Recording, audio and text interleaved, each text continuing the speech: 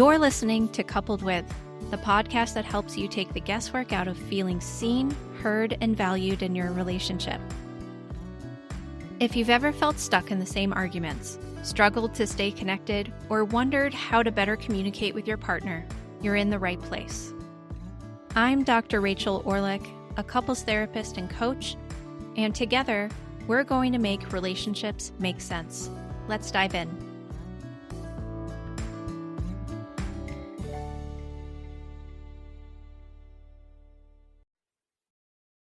You're lying in bed. You're with your partner.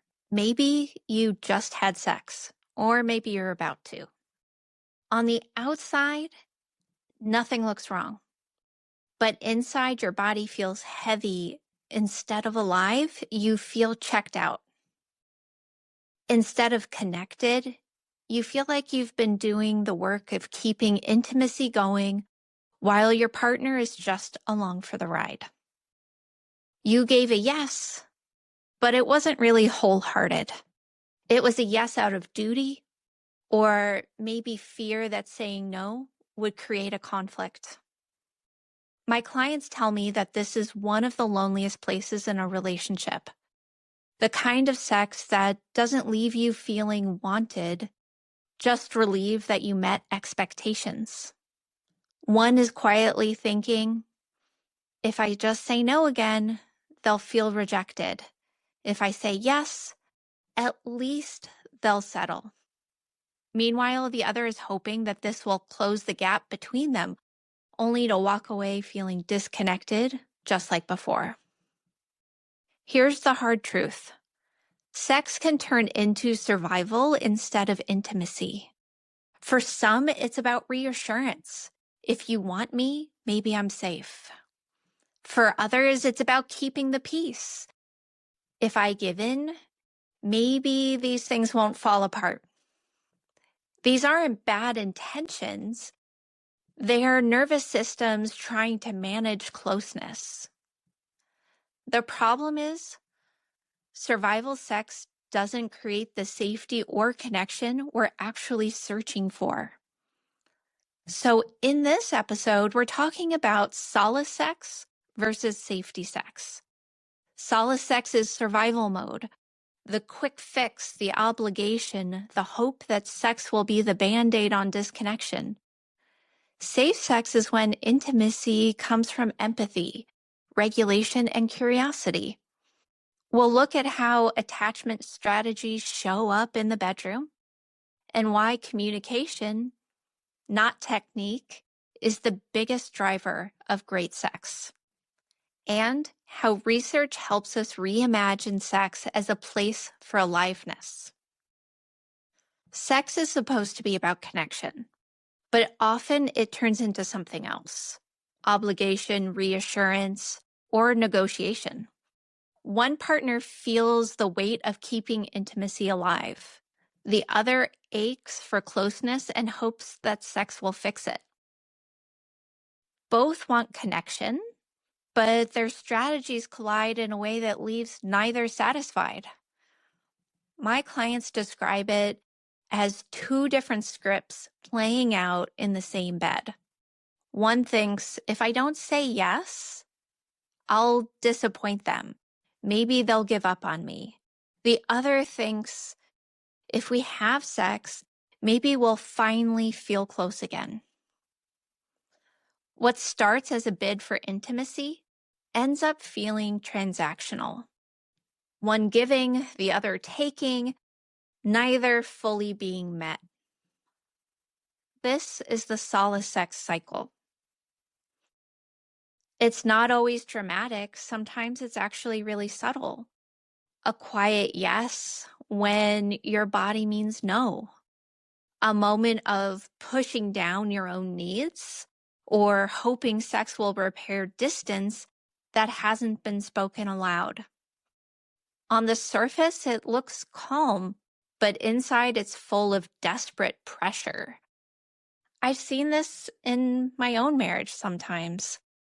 There were times when my husband and I would go through a rough patch and we'd hope that sex would bring us closer again. I would get stuck in my head thinking about all the day's work or all the pressures that I had, but really wishing that I could be there with him. It felt like risking saying no was risking a lot more than just that one moment in time. It felt like rejecting my husband on many levels. But when I did that, the truth is that I felt more drained and more disconnected afterwards. My body started to remember the feeling of obligation, and I would want sex less and less. At that point, it was really difficult for us to talk about things around sex because it would be so triggering for him or for myself that I think we just hoped that having sex and pushing through would fix things, but it didn't. The painful irony is that both partners are trying to solve the exact same problem. They want connection. But the anxious nervous system says, push for closeness before I lose it. The avoidant nervous system says, give in so conflict doesn't get even bigger. Both are survival strategies. And when survival takes over, sex stops being a place of aliveness and becomes management. Here's the reframe. If sex has started to feel heavy or obligatory, it doesn't mean that you're broken or that your relationship is doomed.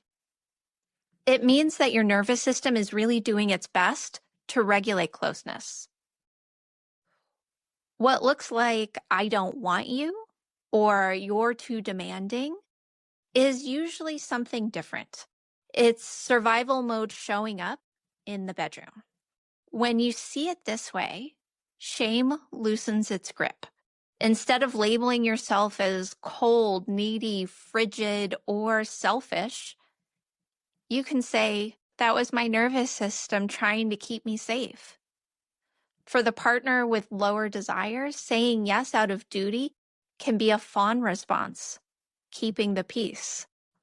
For the partner pushing for sex, insistence may be a protest against disconnection. That's why I talk about solace sex versus safe sex. Solace sex happens when intimacy is used as a band-aid to soothe fear, reduce tension, or calm distance. It's not bad, but it rarely satisfies. Safe sex, by contrast, isn't about urgency. It's about two nervous systems regulating, where empathy, curiosity, and communication create aliveness, not just relief. One client told me, I always thought my low desire made me defective. But when I saw it as my body protecting me, I felt a lot less broken. And when I told my partner, I need to feel wanted outside of sex, then everything started to shift. That honesty didn't just create better sex. It created more safety between them. So the reframe is this. Sex is not primarily about mechanics or even desire. It's about context. Emily Nagoski's research makes it clear. What predicts great sex isn't bodies or skill, but communication and empathy. When you feel safe enough to bring your full self, your body can respond in a way it never could under pressure or duty. When sex feels like obligation, it's usually because one or both nervous systems aren't in safety mode. Our bodies are scanning. Am I safe? Do I belong here? If the answer wavers, sex might happen, but it won't feel alive. It will feel like shutting down, placating, or grasping at reassurance. This is the difference between solace sex and safe sex. Solace sex is intimacy as a pressure valve. It's meant to reassure or soothe conflict and sometimes reduce tension. It can even be tender, but it often leaves both partners feeling emptier. Safe sex comes from regulation, both grounded enough to choose intimacy rather than to use it to manage fear. Think of your nervous system something like a thermostat. When you feel safe, the temperature is steady. You can relax and laugh and explore. But when pressure spikes, your system overheats. Suddenly, you're in fight, flight, freeze, or fawn. Maybe that looks like pushing harder, maybe withdrawing, maybe saying yes when your body actually means no. Either way, the thermostat has flipped into crisis mode. This is why so many misunderstand what's happening in bed. The one pushing thinks, why don't they want me? The one complying thinks, if I just get through this, we'll be okay. But underneath, both are enacting survival strategies. What looks like rejection or neediness is really two bodies trying to manage safety in different ways. Here's the good news. Your nervous system isn't your enemy. It's your alarm system. It's just trying to protect you. The problem isn't the response. It's that when sex happens in survival mode, connection gets lost. Simply noticing the cues, like shallow breathing or checked out thoughts, can help you ask the question, am I in solace sex or safe sex? That awareness alone can start to shift things. So I want you to picture two very different experiences. The first, sex feels like survival. One partner is pushing for closeness out of fear, while the other says yes out of obligation to keep things close and steady. Afterward, one partner feels guilty for pushing. They feel the disconnection that came from that experience, and the other feels drained, and the distance is wider than even before. This is solace sex, driven by pressure rather than curiosity. It's often silent and invisible, but internally it feels like a quiet ache. Instead of intimacy, it becomes a transaction. I give so you stay, or so you'll calm down. Bodies may have touched, but hearts are much further apart. Now imagine the other path. Safe sex doesn't mean perfect sex. It means both partners show up as themselves instead of their strategies. One is able to say, I'm not in the mood tonight, without fearing abandonment, and the other can say, I miss you. I want to feel close, without it landing as pressure. When we feel safe, we can take risks. We can see if our body is willing and can become excited and alive in the moment. And we can also feel safe saying, this isn't what I want today. I'd like to stop and find closeness in another way. The honesty itself creates safety. And that becomes the soil where real desire can grow. And the research backs this up. Emily Nagoski and others consistently find that the strongest predictors of satisfying and great sex aren't technique or chemistry or attraction. They're communication and empathy and trust. When you feel safe enough to say what you want or what you don't want, your body can start to relax. That's when sex stops feeling like survival and becomes a place of being alive. The contrast is pretty clear. Solace sex empties while safe sex restores. One drains and the other nourishes. The difference isn't skill or performance. It's whether your nervous systems meet in honesty and empathy or in a place of fear. So when you find yourself at the solace versus safe sex crossroads, you don't need a 10-step plan. In the moment, your nervous system needs something simple to hold on to. Here's what I recommend. Pause, take a breath, and ask 3 questions. What would bring me connection right now? What might help my body feel more alive?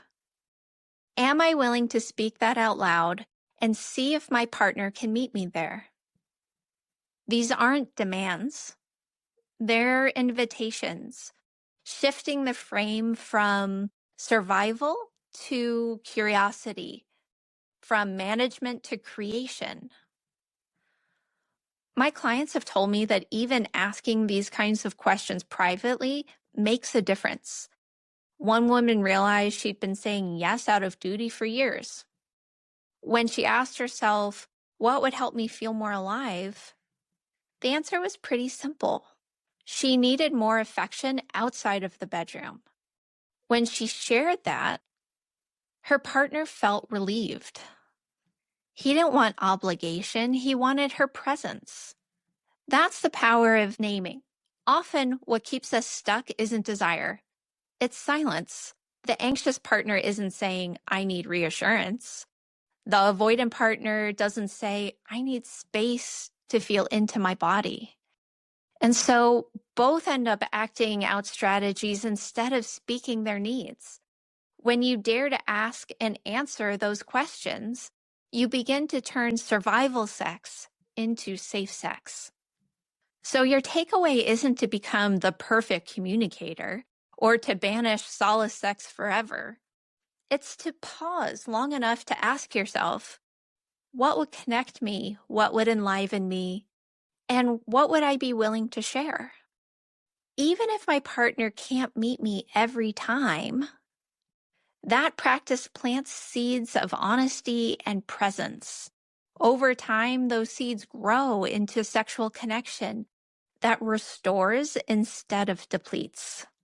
If sex has felt like obligation, survival, or just going through the motions, please remember that you're not broken. Your nervous system is doing exactly what it was designed to do, to protect you.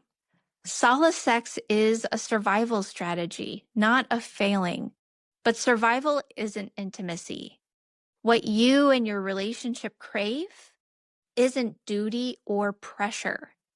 It's connection, empathy, and presence. So the contrast is clear. Solace sex may ease tension for the moment, but it leaves partners emptier. Safe sex builds honesty and aliveness. It doesn't require fireworks or perfect technique. It requires the courage to pause and say, here's what I need to feel connected. And it requires listening when your partner does the same. That honesty can feel awkward, but it builds trust over time. So as you move forward, experiment with those 3 questions. What would bring me more connection? What would help my body feel alive? And am I willing to voice that to my partner and see what's possible? Even asking them quietly can shift you out of survival mode and into curiosity. Sharing them out loud gives your partner the chance to truly meet you in that space. Like I said, this isn't about eliminating every moment of solace sex. We're human and survival strategies happen. But it's about recognizing the difference when you can and letting sex be a safe space where you can feel alive together. If you've been nodding along during this episode thinking, this is exactly what happens in my relationship, but I don't know how to stop it, I made something for you. It's a free 7-day email course called Break the Cycle. Each day I'll walk you through simple steps to stop the same fight from repeating and start rebuilding real connection without shutting down, walking on eggshells, or trying to do it all perfectly. You can sign up at my website. I'll link it in the show notes. It's totally free. This isn't just about communication. It's about breaking patterns that are breaking you. That's it for today's episode of Coupled With. Thank you so much for spending this time with me. If this episode resonated with you, I'd love for you to hit subscribe so you never miss what's next. And if you found it helpful, please share it with a friend or leave a quick rating and review. It really helps more than you know. And if you're curious about how we might work together or want more resources to strengthen your relationship, head over to my website, www.drrachelorlick.com. You'll find free tools, podcast extras, and ways to go deeper. Thanks again for listening, and I'll see you next time.